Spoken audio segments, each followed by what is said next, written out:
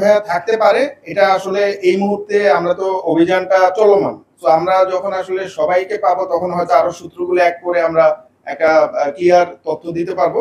But এখন পর্যন্ত আমরা আপনার পাতা সোহেল এটাকে অ্যারেঞ্জ করেছে, এই পর্যন্ত আমরা তথ্য কালেক্ট করতে পেরেছি। 4 স্টার হচ্ছে বর্তমান সাম্প্রতিক সময়ে মিরপুরে যে সকল সন্ত্রাসী কার্যক্রমগুলো হচ্ছে, আমরা গোয়েন্দা তথ্যের মাধ্যমে যেটা দেখেছি, এখানে 4 স্টার নামক মানে 4 জন স্টার, সন্ত্রাসী মামুন, কিলার ইব্রাহিম, সন্ত্রাসী শাহাদাত, সন্ত্রাসী মুক্তার, এদের ছত্রছায়ায় কিংবা এদের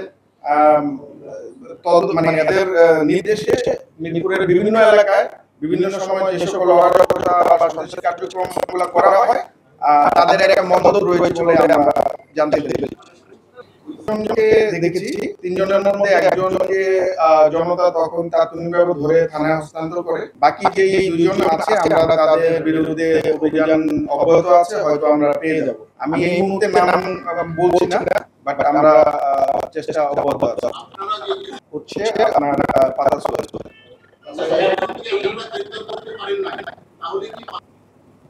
পাতা সোহেল প্রাথমিকভাবে আমরা যেটা পেয়েছি, পাতা সোহেলই তাদেরকে যারা শুটার তাদেরকে অর্থ সরবরাহ করেছিল।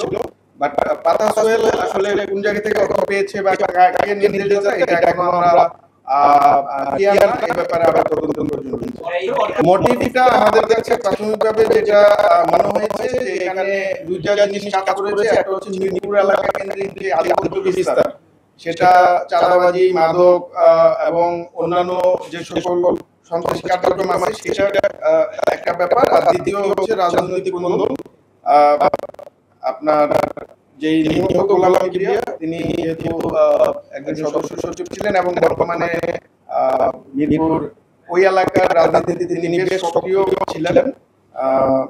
তো এর আগে যাদের সাথে ওনার সক্ষতা ছিল, এই রাজনৈতিক মেরুকরণের পরে সেই সক্ষতাটার এগেইনস্টে তিনি কাজ করছিলেন। বেসিক্যালি বিভিন্ন জায়গায় চাঁদাবাজি কিংবা মাদক ব্যবসা এগুলাতে তার সাপোর্ট ছিল না, যতটুকু আমরা জানতে পেরেছি। এই কারণেই হয়তো এই ঘটনাটা সংঘটিত হতে পারে বলে আমরা প্রাথমিকভাবে ধারণা করছি। এরা একটা সময় একসাথে উঠা বসা করতো, বাট এই ঘটনায় মামুনের সরাসরি সম্পৃক্ততা আছে কিনা এটা আসলে অনুসন্ধান করা হচ্ছে, আমরা তারপর বলবো। এটা তো শীর্ষ সন্ত্রাসী, রাজনৈতিক পরিচয় আসলে আমরা দেখিও নাই আর আমি জানি না। প্রাথমিকভাবে সে আসলে বিভিন্ন জনকে সম্ভবত বিভিন্ন পরিমাণে অ্যামাউন্ট দিয়েছে, তবে জনি যে প্রথমে গ্রেফতার হয়েছে তাকে 30,000 টাকা দেওয়া হয়েছিল, আর বাকিদেরটা এখনো আমাদের কাছে তথ্য নেই। কিলার আব্বাস না, শাহাদাত